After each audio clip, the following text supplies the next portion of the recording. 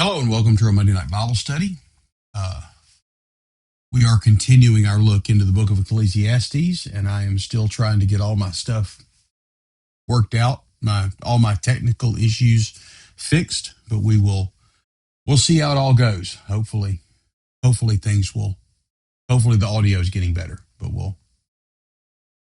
I guess we'll see. We're going to get all the way through chapter 4 tonight, so that's going to be very exciting for everybody, mostly the people that are ready for Ecclesiastes to be over.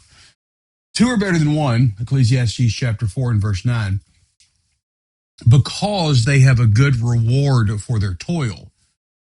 For if they fall, one will lift up his fellow, but woe to him who is alone when he falls and has not another to lift him up. Again, if two lie together, they can keep warm, but how can one keep warm alone? And though a man might prevail against one who is alone, two will withstand him. A threefold cord is not easily broken. Better was a poor and wise youth than an old and foolish king who no longer knew how to take advice.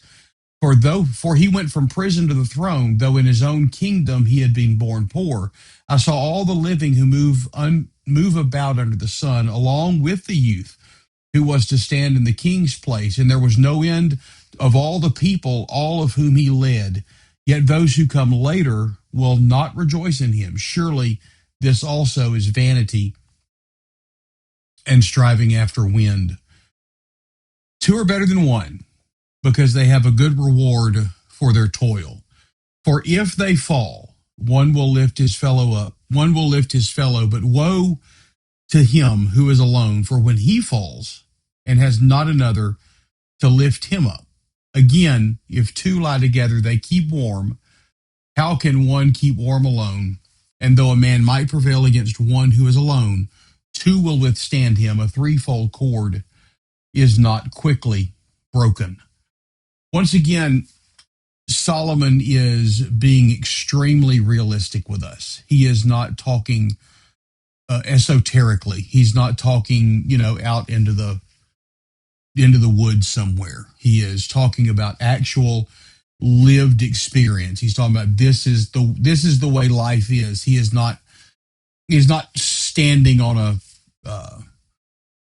some sort of an ivory tower talking about things that he has not experienced. He is talking about the life that we lived. He's talking about the way the world works. He's talking about the things that he has seen, and he wants you to see what he has seen. And so he gives us three images of people who need someone. The first image is of the traveler. Now, understand at this time, it was dangerous to travel in this area of the world because, not only were there bandits and brigands and, street toughs and these fellas that would like to hide out on the mountain passes and attack people, but there's also the danger of falling, like tripping and falling, spraining your ankle, falling off your horse, falling off the donkey, whatever, the donkey kicking you in the head. There's a lot of things that can go on when you're traveling 60 or 70 miles along a relatively deserted road by yourself. And if you fall, if you're out there in the wilderness and you fall and you break your leg, you're gonna die. You just if you can't get back up on the dog, or if you don't have some sort of an animal to help you, or if the bandits come or whatever, like in the parable of the Good Samaritan, you're just going to lay there and die because you don't have anybody to help you. This is not not theoretical. Like he probably has seen the bones of folk that tried to make a trek by themselves and just didn't make it. And so this is not something that Solomon is just saying might happen or could happen or theoretically happens. If you fall, you're going to need somebody to pick you up. And from our perspective, to get into it a little bit, you're going to fall. You're going to make a mistake. You're going to mess up. And so when you fall, when you mess up, when you make a mistake, and you don't have anybody to help you, and you don't have anybody to come along and pick you up and to rescue you from the situation that you're in, unfortunately, you're gonna die right there in your failure and in your fall, because there are times that you can't pick yourself up and you need somebody else. The second image, excuse me, talks about people trying to keep warm. And this is, again, you go back to the sense of travelers. When you're traveling, you're a shepherd on the hillside. You're in a group because at night, when there's not a lot of stuff to hold heat, in a relative wilderness environment, in a relatively arid environment, there's not a lot of grass and trees, and certainly not asphalt and concrete and buildings to hold the heat at night. And so when the sun goes down, the heat, the radiant heat from the earth kind of radiates away pretty quickly, and it can get cold at night. It can be hot in the morning, but it can get cold. It can get cold at night. And so Solomon is saying you're going to need somebody to help keep you warm. And this is, again, not just to bring it to where we live, because, we got heaters and blankets now. There's going to be times in your life when it gets cold, when you're hurt, when you're wounded, when you're grieving, when you're going through depression, when you've lost a family member, when you've lost a spouse, you've lost a husband, when you get sick, when you're the one that is cold, when you're the one that needs somebody, you have to have someone there to warm you, because you can't do it alone. You have to depend on somebody else. And this is not a weakness. Understand, this is the way we were created. In the garden, God tells it is not good. God says it's not good for man to dwell alone. And so God creates a companion for Adam, because he knows that there's going to be a time when Adam's not going to be able to do it by himself, and he's going to need somebody. The world is cold. It really is. The world is a cold place. There's not a lot of love out there. There's not a lot of people out there that really want to reach for you. And so we all need someone to keep us warm in this world. The third image is about an outnumbered warrior. It said one man might be able to take one on one, but when you start getting 2 and 3 and 4 coming at you, you're going to have somebody that stands by your side. One man by himself is prey. 2 men together, 3 men together, all of a sudden you're going to have to do some calculations before you attack that. And excuse me, that's going to be the downside of this particular setup, is the coughing, because I don't have a cough button. You need someone to fight alongside you. There are battles that you can't win on your own. There are struggles that you're not going to be able to make it on your own. There's going to be times when you can't do it by yourself, and you're going to need somebody to stand with you during those times. And Solomon says, you need to understand that you need someone. We need one another. And then he gives us one of the most beautiful metaphors in Scripture when he talks about the threefold cord that is not easily broken. And it's one of those things that we get excited about. Well, if you read Ecclesiastes generally beyond the time to be born and time to die, this is the scripture that you know from Ecclesiastes. A threefold cord is not easily broken, because you've been to a wedding. And we understand that there's the bride and the groom, and then Jesus, or the Lord, is the third. God is the third. And you wind the marriage in together, and then that makes it very strong. And that's true, and it's rightly applied. And I'm not arguing with that application, because it's a good one, because the husband and the wife and God are all bound together, and that marriage is going to be strong and it's going to last. But it's also talking about a community of believers, a community of like-minded people, a family, travelers traveling together, workers working together, uh, friends being together, any fellowship where people can be intertwined, melded together, woven into one another's lives. Those relationships can stand the test of time, and those relationships can strengthen one another, because you know that the tensile strength, the stretching strength of an individual strand of rope, it's not an additive thing. You don't just, when you braid those together, you don't just add up the tensile strength and get a new tensile strength.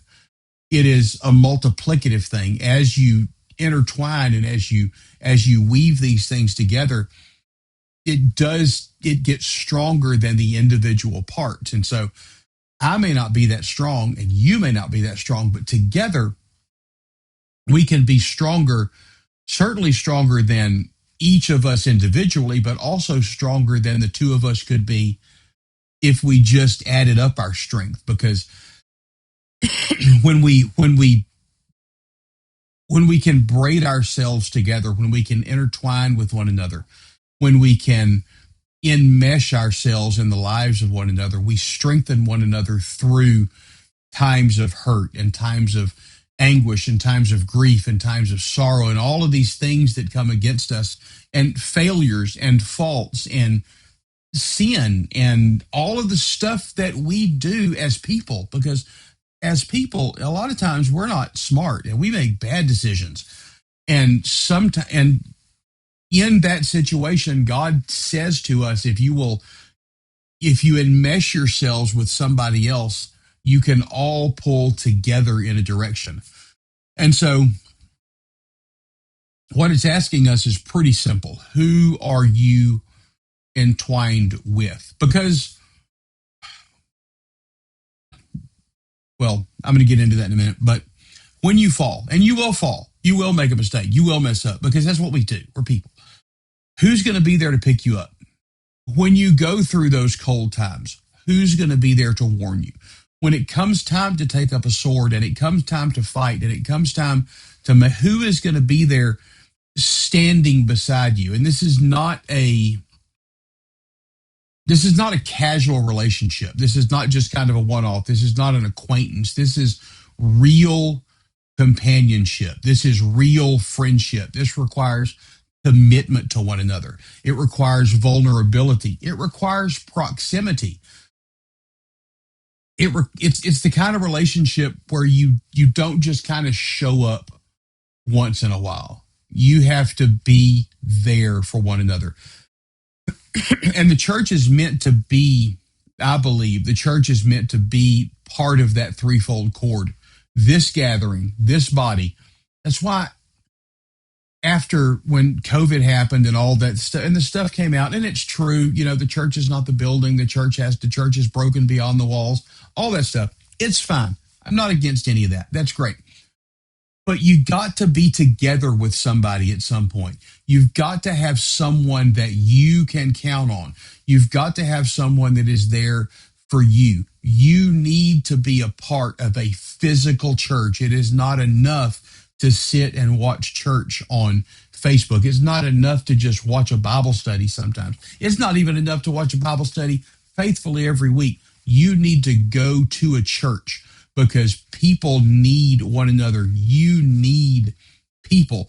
And if you can't get to, if for some reason you can't get to a church, if it's too far, if there's distance or whatever, call somebody, talk to somebody, develop relationships, develop accountability, develop vulnerability with somebody, because you need someone. You can't do it on your own. You can't make it by yourself.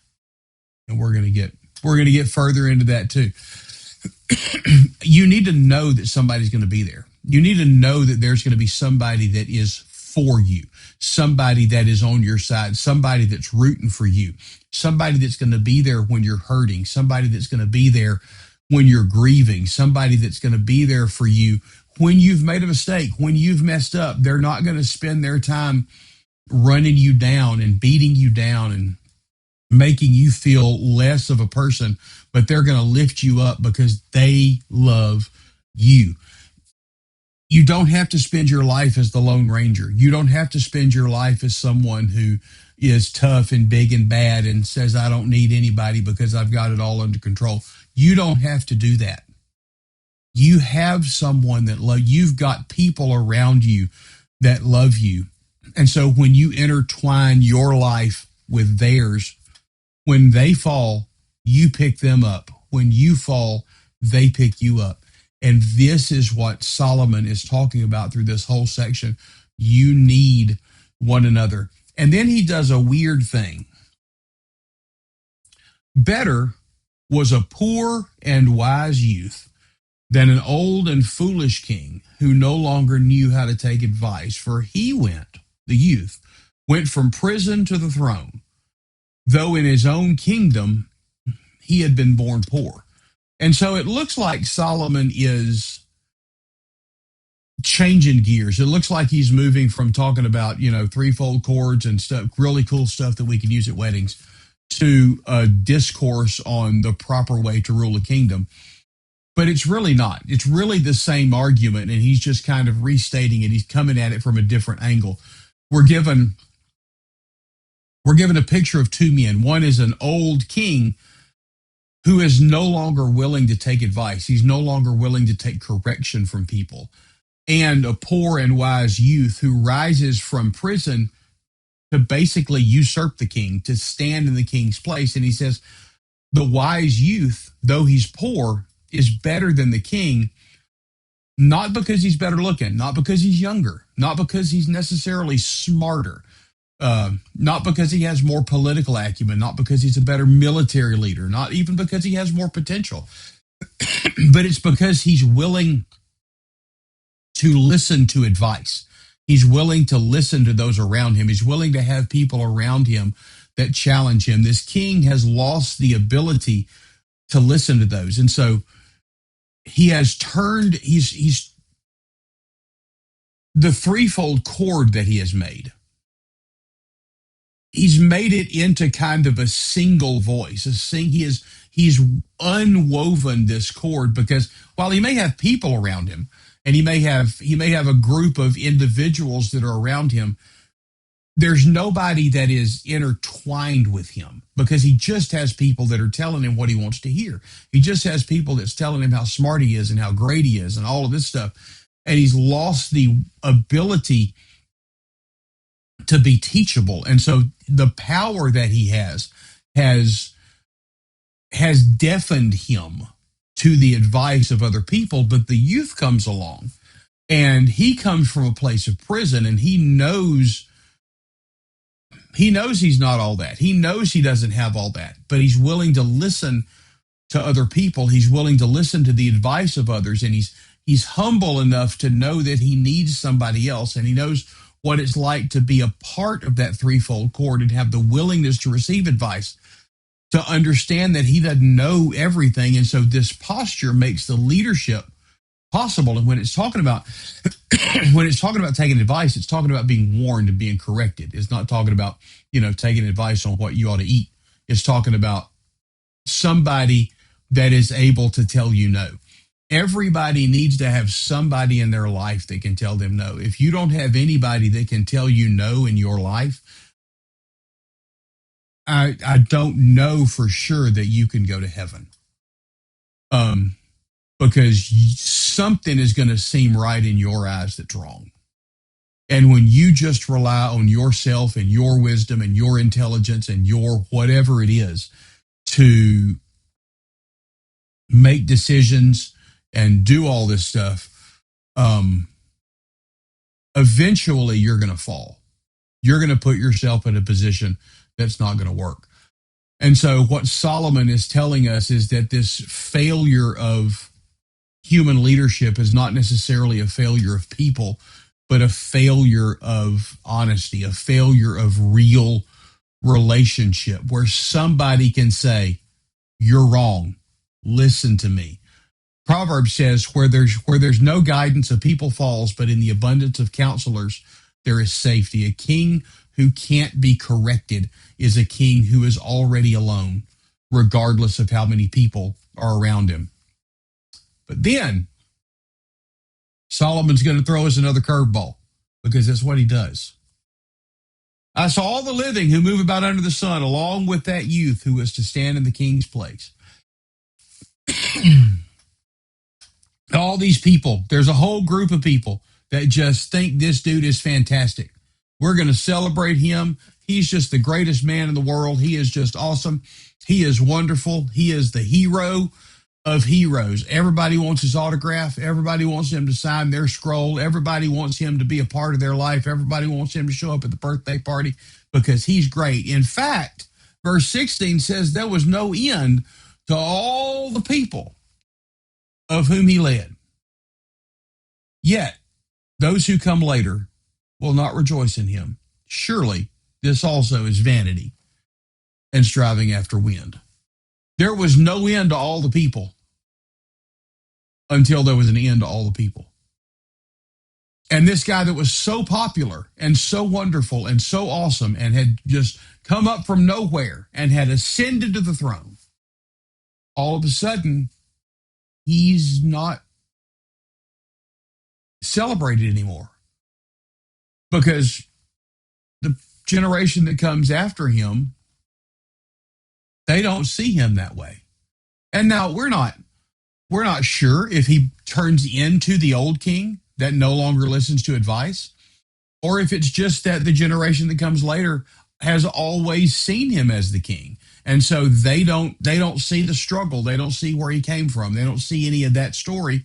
But for whatever reason, the people that celebrate him, once they die off, there's nobody left. And that is also vanity. That is also a vapor. And so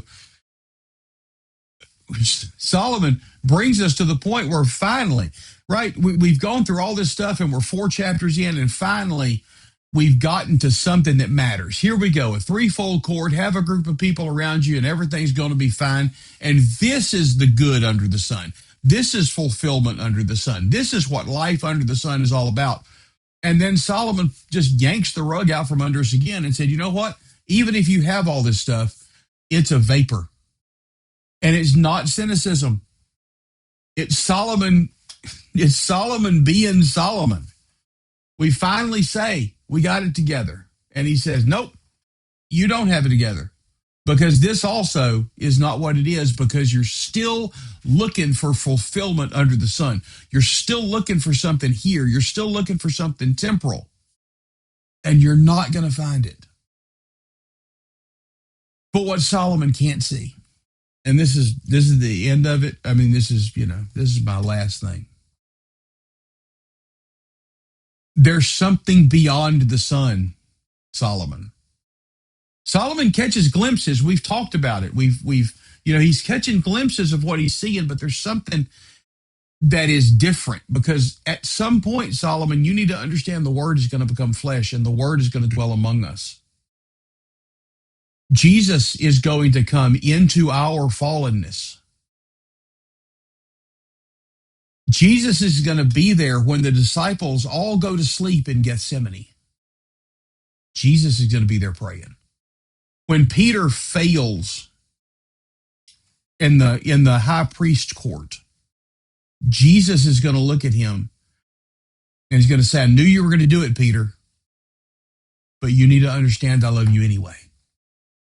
When Mary Magdalene goes to the tomb and all she wants to do is just anoint the body of Jesus because she loves him so much, Jesus is there to call her name. It's because of him that we can reach for something that's not under the sun. We can reach further than Solomon could reach. We can have companionship that is not under the sun. We have someone that will never leave us or forsake us. We have someone who will be a friend that sticketh closer than brother. It's not a promise that humanity can make. It's only a promise that God can make. This is not to diminish the community that you're called to. This is not to lessen the church. This is not to somehow denigrate the church and the real physical act of showing up and putting your arm around someone and saying, I love you. You matter to me. I'm on your side. But there is a time when even that is going to feel cold to me. And I need to have a relationship that is not under the sun. It's not a substitute for Jesus.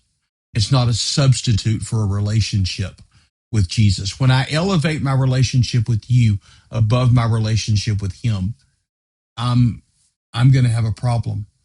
My life has to be anchored to something that is not under the sun. There are going to be times when you go through things when you're surrounded by people and you just feel alone. And I don't know that it's always because because you don't have people that love you. I think sometimes God says, I need you to look to me. I need you to look to something beyond you. I need you to look to something beyond here. I need you to look to something that's not under the sun, because what's eternal is what's going to matter. Thank you for spending some time with me this evening. We will pick up on chapter 5 next week, and boy, we are flying through this book now. Lord bless you. I love you. God loves you, and I'll talk to you next week. Thank you.